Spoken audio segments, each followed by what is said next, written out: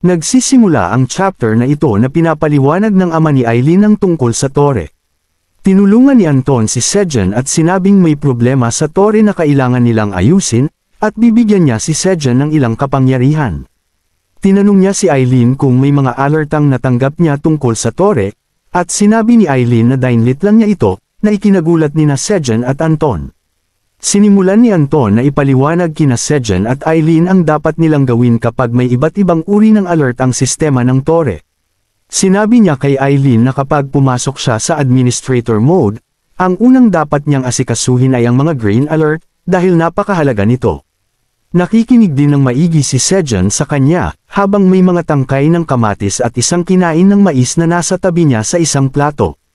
Tinatanong ni Sejan si Eileen kung narinig niya ang sinabi ng kanyang ama, at sinagot naman ito ni Eileen na oo.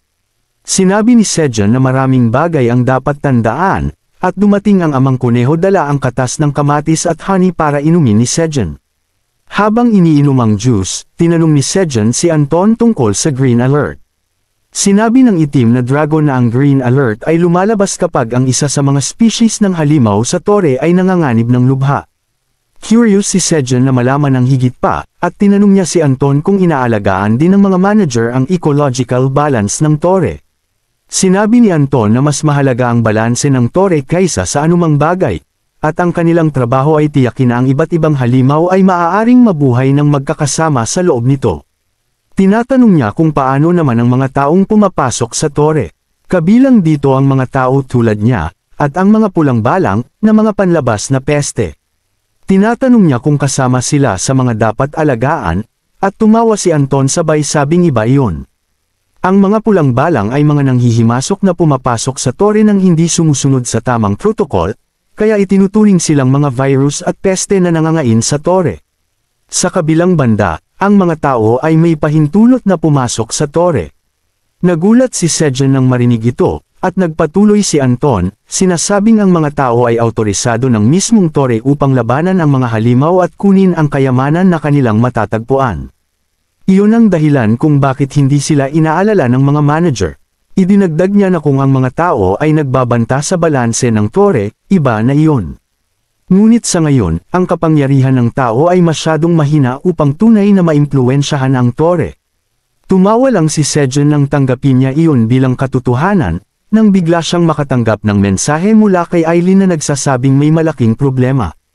Tinatanong niya kung ano ang nangyari, at kinakabahang sinabi ni Eileen na may lumitaw na green alert sa harap niya, na nagsasabing ang Blue Corp at ang Lake Zenka ay nanganganib ng lubha.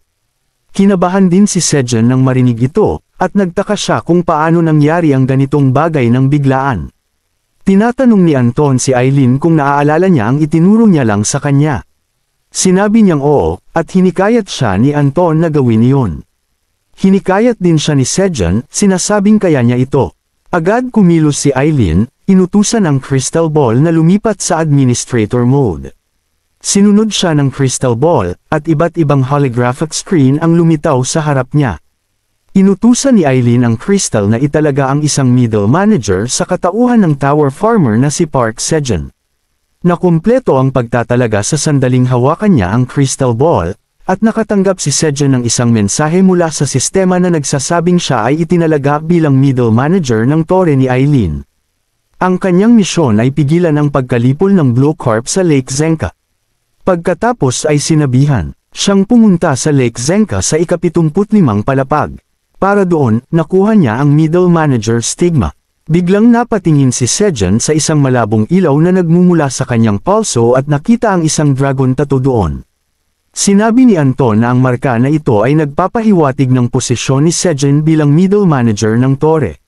Sinabi niya na hindi siya mapapahamak kung ipakita lang niya ang marka na iyon kahit saan sa tore.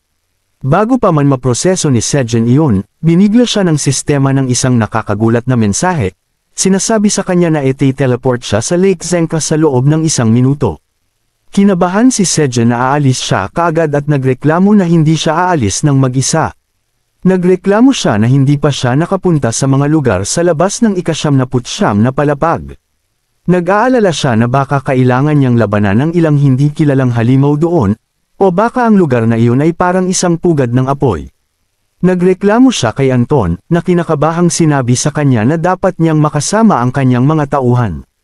Hiniling niya kay Eileen na i-check ito gamit ang admin mode ng Tore, at mabilis itong ginawa ni Eileen. Inutusan niya ang sistema na italaga ang mga tauhan para kay Sejan, at lumitaw ang window ng sistema. Tinatanong si Eileen na italaga ang mga tauhan para kay Sejan. Well, hinlik lang ni Eileen ang select all. Kabilang ang mga kuneho, ang mga minotaur, at ang nanay ni Baby Bear. Gayunpaman, sinabi ng Tore, Psyche, mali ang bilang. Sinabi nito sa kanya na hindi niya maaaring italaga ang mga taong ito bilang mga tauhan ni Sejan dahil wala siyang sapat na mana. Kinabahan si Eileen nang mabasa ito, at sa ika-79 na palapag, mas lalo pang nag-aalala si Sejan kaysa sa kanya. Tinatanong niya si Eileen kung kailangan niyang pumunta sa ika-75 na palapag mag-isa, dahil ang countdown sa teleportation ay umabot na sa 10 segundo. Kinakabahang sinabi ni Eileen na maaari niyang idagdag ang hari ng Minotaur at ang Mama Bear upang matiyak ang kaligtasan ni Sejan. Ngunit muli, nabigo siya dahil wala siyang sapat na mana. Nagpanik si Eileen, at gayon din si Sejan, dahil ngayon ay 5 segundo na lang ang natitira bago siya ipadala palayo. Nagpanik si Eileen at sinubukang gawin ang isang bagay tungkol sa sitwasyon habang lumilipos ang oras sa kanilang mga kamay. Sinigaw ni Sejan ang pangalan ni Eileen sa isang estado ng pagkataranta, ngunit sa huling sandali, nagawa ni Eileen na italaga si Baby Bear at ang itim na kunhong mandirigma bilang mga tauhan ni Sejan. 1 segundo na lang ang natitira para mag-teleport palayo, nang biglang may lumitaw na marka ng subordinate 1 at 2 sa ulo ng Black Rabbit at Baby Bear habang nag-aani ng berdeng detoxifying onions. Sa susunod na sandali, na-teleport sila kasama si Sejan, at binigyan sila ni Anton ng kanyang pinakamagandang wishes. Si Sejan, Baby Bear, at ang Black Rabbit ay nahulog mula sa isang malaking taas papunta sa Lake Zenka sa ika-75 palapag.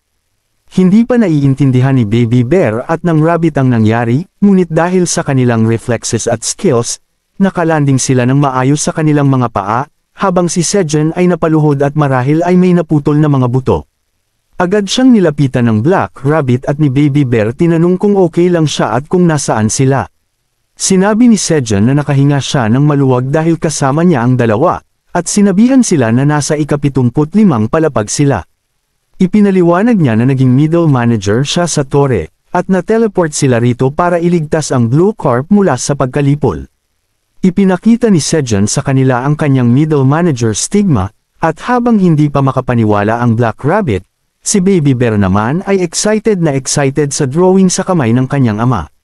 Napansin ni Sejan na nadala pala ng kanyang 2 bodyguard ang mga detoxifying green onions, at sinabihan silang ingatan ito dahil baka kailanganin nila ito mamaya. Biglang nagbigay ng bagong direksyon ang tower, sinasabing kailangan niyang imbestigahan ang dahilan ng pagkalipol ng mga corp.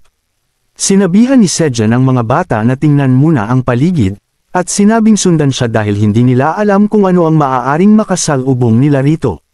Nagmarcha si Baby Bear at ang Black Rabbit habang si Sejan ay umabot sa gilid ng bangin, at sinalubong siya ng magandang tanawin ng malawak at magandang Lake Zenka. Namangha si Sejan sa ganda ng lawa, at parehong curious sina Baby Bear at ang Black Rabbit dahil ito ang unang beses nilang makita ang isang lugar na may napakaraming tubig.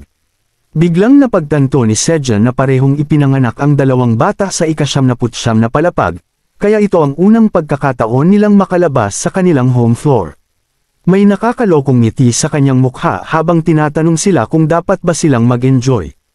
Excuse me, Sejan, kamusta naman yung napaka-importanteng bagay na misyon nyo kung bakit kayo pumunta sa ika-75 palapag? Well, nakalimutan niya na iyon, at tumakbo siya papunta sa lawa kasama sina Baby Bear at ang Black Rabbit. Naglaro sila sa tubig, at biglang naging malaki si Baby Bear, ginulat sina Sejan at ang Rabbit sa malaking splash. Pagkatapos, nagdesisyon silang lumangoy, at nagpahinga si Sejan sa ibabaw ni Baby Bear. Sunod, nagsindi siya ng apoy para patuyuan ang kanyang damit. Biglang sinabi ni Baby Bear na gutom na siya, at ganun din si Sejan. Pero dahil nagmamadali siya ng ipadala rito, wala siyang dalang pagkain. Sinabi niya na dapat silang maghanap ng nayon kung saan pwede silang humingi ng tulong at marahil ay pagkain. Masaya si Sejun dahil pwede siyang mag-register sa waypoint 2 ng ika-75 palapag sa daan, pero bigla, may nabangga ang kanyang mukha. Napasigaw siya sa sakit, at nang tanungin ni na Baby Bear at ng Rabbit kung ano ang nangyari, sinabi niya na may invisible wall sa harap niya. Nagpadala ang system ng mensahe, sinasabing hindi pwedeng lumampas ang kanyang range of activity sa Lake Zenka. Dismayado si Sejun sa nalaman, at nagreklamo na ngayon lang siya nakalabas ng ika-79 na palapag, pero hindi siya pwedeng lumampas sa paligid ng lawa. Kinakalabog niya ang invisible wall at sinasabi na hindi ito fair, at parang nakakulong lang siya. Naiinip na rin si Baby Bear, at kinakalabog din ang wall, sinasabi na gutom na siya at gusto niya ng pagkain. Ang Black Rabbit lang ang kalmado sa kanilang tatlo, at sinabihan niya si Sejun na pwede silang mangisda. Masyado nang frustrated si Sejun, at sinipa niya ang isang halaman sa harap niya para mailabas ang inis. Pero dahil sa sipa niya, may lumipad na bagay, at laking gulat niya, mas matigas ito kaysa sa inaakala niya. Naramdaman ni Sejun ang sakit sa kanyang mga daliri dahil sa sipa, at umiyak siya habang hawak ang kanyang paa.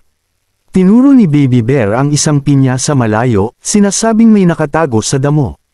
Naisip ni Sejun na kung halimaw ito, hindi ito masisira ng kanyang sipa, at naghanda sina Baby Bear at ang Black Warrior Rabbit para lumaban. Galit na lumapit si Baby Bear para sermonan ang nakasakit sa kanyang ama, pero nang lumingon si Sejun at nakita ang sinipa niya, agad niyang sinabihan ng Baby Bear na tumigil. Akma nang sasaktan ni Baby Bear ang pinya, at tinanong niya si Sejun kung ano ang problema. Nagtataka si Sejun sa pagkakatagpo ng pinya rito, at biglang na-curious si Baby Bear dito at tinanong kung ano ang pinya. Ito ay nilalagay sa pizza. Sunod na tanong, hiniwa ni Sejun ang pinya, at sinimulang kainin ito. Masarap ito, at sinabi ni Sejun na hindi niya akalain na may tumutubong pinya sa wilderness ng tower. Sinabi niya na dapat ay marami pa nito sa paligid, at dapat nilang ipunan ito mamaya. Nagdesisyon din siyang kunin ang stock ng pinya, at dalhin ito sa ika-79 na palapag. Tinanong ng Black Rabbit kung ano ang gagawin niya rito, at ipinaliwanag ni Sejun na una, aalisin niya ang laman dahil baka masira ito. Pagkatapos, pipitasin niya ang mga ibabang dahon para ang stock ay may ilang dahon lang sa itaas, at medyo makitid na ito. Sinabi niya sa Rabbit na kung itatanim nila ngayon ang stock, ito ay magkakaroon ng ugat, at pwede silang magpalaki ng pinya sa ika-79 na palapag gamit ito. Namangha ang Black Rabbit sa kaalaman ni Sejun, at sinabi ni Baby Bear na gusto niya pang kumain. Sinabihan siya ni Sejun na kainin muna ang hiniwa nilang pinya, at saka sila maghanap ng iba pa. Bigla, may dumating na malaking palakang halimaw, at nagulat si Sejun. Medyo natatakot siya sa malaking pulaka, at sinabi ng system window na natagpuan niya ang isa sa mga dahilan ng pagkalipol ng Blue Corp. Sinabi ng system na may dumating na bagong middle manager quest para sa kanya, at kailangan niyang patayin ang lahat ng 2,271 na pulaka sa Lake Zenka. Nagulat si Sejun nang malaman na may mahigit 2,000 pulaka rito, at naisip niya na masyadong marami ito para sa kanya. Pero wala siyang magagawa kundi lumaban dahil sinimulan na siyang palibutan ng mga pulaka. Iyon lang ang laman ng video na ito. Nakatanggap si Sejun ng malaking promotion, pero kasama ng malaking kapangyarihan ay malaking responsibilidad. Tingnan natin kung kaya niyang patayin ang lahat ng 2,000 pulaka sa tulong ng kanyang 2 bodyguard, o dadating ba sina Theo at ang iba pa para tulungan siya. Hanggang sa muli, ilike ang video kung nagustuhan ninyo ito, at i-subscribe ang aming channel para sa mas maraming content.